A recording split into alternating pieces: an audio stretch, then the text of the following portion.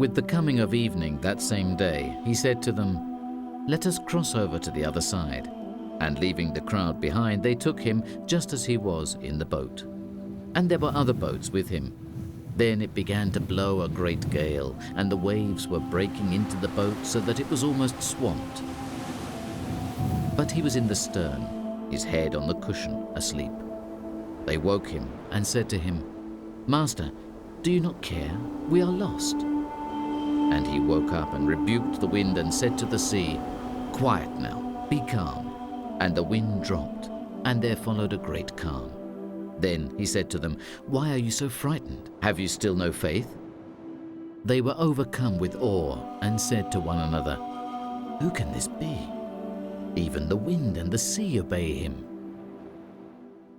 A freshwater lake more than 200 meters below the level of the Mediterranean Sea, fed primarily by the Jordan River, which flows through it from north to south, and minor saline springs. It is Jesus' lake. On this green-blue rippling water, and between the undulating shores surrounding it, began the first phase of his ministry, the preaching of the good news to the crowds of Galilee, hungry for his word. The lake is bordered on the east by the foothills of the Golan Heights, and its northeast corner lies on the boundary with Syria. It measures approximately 150 square kilometers, being 21 kilometers long and nearly 12 kilometers wide.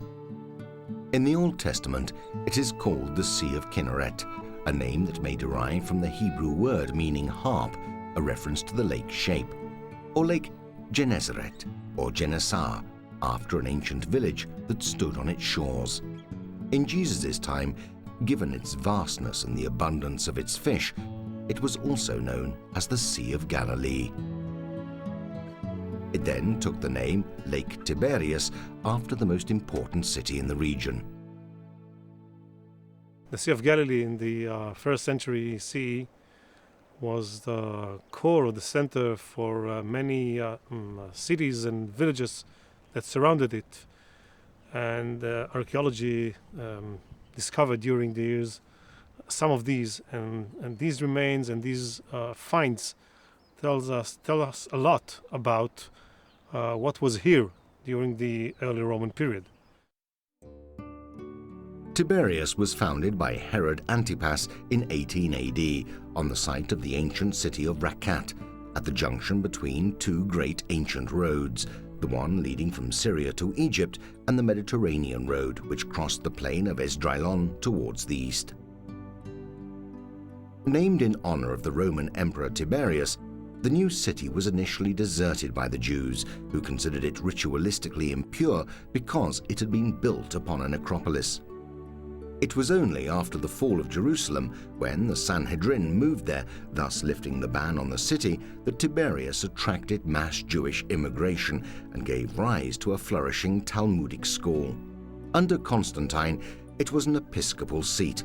Around 3 centuries later, in 637, it was occupied by the Arabs. In the year 1099, about 900 years ago, Palestine was conquered by the Crusaders. First Jerusalem, and then Tiberias. And Tiberias, which was always a big city in the north, one of the biggest cities of all, the city of Tiberias became the capital of the Principality of Galilee in the Latin Kingdom of Jerusalem. And for many years, we didn't know where the castle of the city was. We knew of the castle. It's mentioned in the historical records, a very important site. We didn't know for many years where it was, and only a number of years ago was it proposed that the castle was actually on the shorefront, right near the lakefront, right near the lake Kinneret. But only recently have we have done excavations uncovering a gate, a real gate of the castle itself, where we are standing now. As you can see, the Crusaders made this gate using stones like this one here, a limestone, a beautifully ornamented stone, which was reused. This is a stone that was certainly used in a Roman building, probably a Roman or a Jewish synagogue during the Roman times, many years before the Crusaders came to Tiberias. In 1187, the castle was the theatre of the historical battle at the Horns of Hattin, which ended with the ultimate defeat of the Crusader army and the city's takeover by Saladin. Around this area we've had also other finds, interesting finds from the Crusader time, including two churches at least. One is a cathedral that was discovered in the 1980s. It's today buried underneath the swimming pool of the Jordan River Hotel, but it can be seen slightly. Some parts are still there, can be seen. Another Crusader church we know is in the Franciscan St. Peter Church complex. That was partly excavated many years ago, 60, 70 years ago, by Father Bagatti. And it seems that there also was a church or a chapel, a church from the Crusader time, and the church today is built above it. The Crusader Church of St. Peter, formerly the Church of St. Andrew, had been converted into a mosque following Saladin's occupation. It was acquired by the Franciscans, who built a new facade and an adjacent hospice for pilgrims. The apse, built in the shape of an acute angle, resembles the hull of the kind of boat typical of the nearby lake. The statue of St. Peter standing in the courtyard is a replica of the one in the Vatican Basilica. In Jesus' time, other important cities on the lake were Magdala, Capernaum, and Korazim on the western shore, Bethsaida, Korazim, and Hippos on the eastern shore.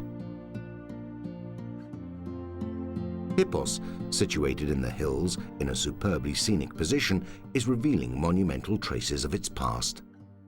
In the last 4 years, it's been excavated by the University of Haifa, and they discovered the main streets of the city. They discovered for the first time 2nd century BCE remains, which are Hellenistic pagan remains, probably of temples. And what's the largest remains over there are the remains of 5 Byzantine churches that were built there, because this was the main capital of the Christian region on the eastern side of the Sea of Galilee. The bishopric city of Hippos, with the cathedral of the bishop, and at least 4 or 5 other churches. Part of them belong to the city, and part of them probably are monasteries. As we continue along this shore, the remains of the monastery at Korazim come into view. Now there was a large herd of pigs feeding there on the mountain. The devils came out of the man and went into the pigs, and the herd charged down the cliff into the lake and was drowned. At the 5th century, and especially in the 6th century, a very large monastery was erected there to commemorate the miracle of the swines. And this is one of the largest monasteries that were excavated in Israel. What was exposed is basically the church in the center, the walls around it, that covers an area of about 10 dunams, which is a very large area.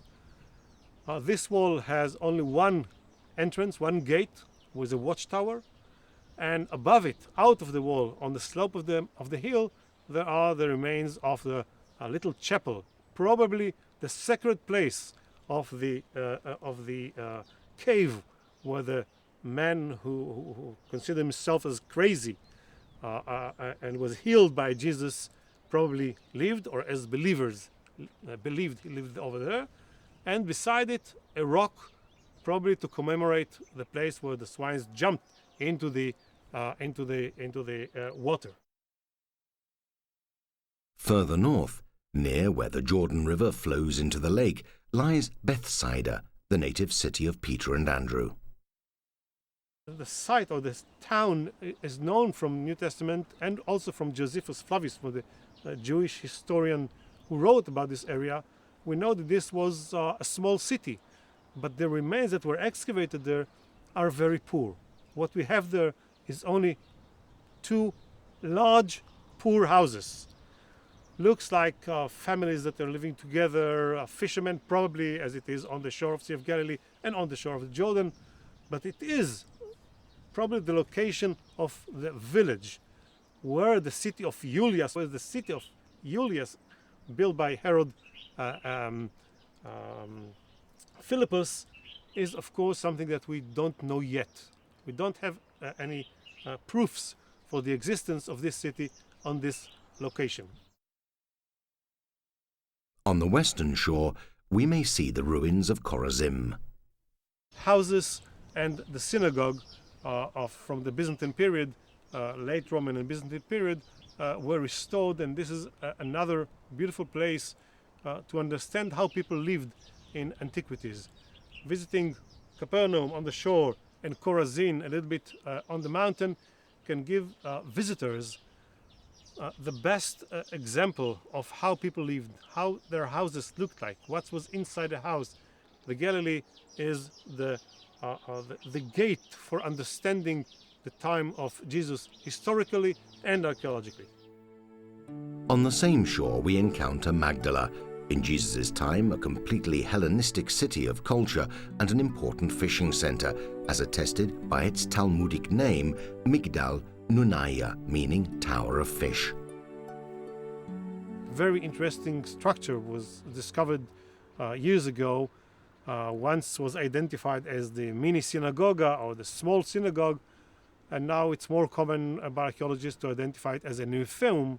And by the fact that if this is a nymphaeum, it means that this was a very nice town that has some large public buildings, such as a nymphaeum, which is the main fountain of the city, public fountain. Rather than this, there are the remains of a Christian monastery from the Byzantine period, and here and there, while salvage excavations were built, there are even remains of private houses. On the shore years ago, a boat was discovered, which was called a 2,000 years old boat, or the boat from the time of Jesus. It is an ancient boat, and the oldest boat from fresh water that was ever excavated in the world.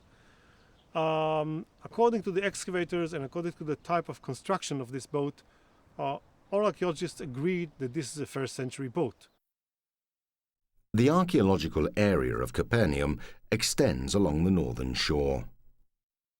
This is one of the largest excavations in the Galilee as a whole.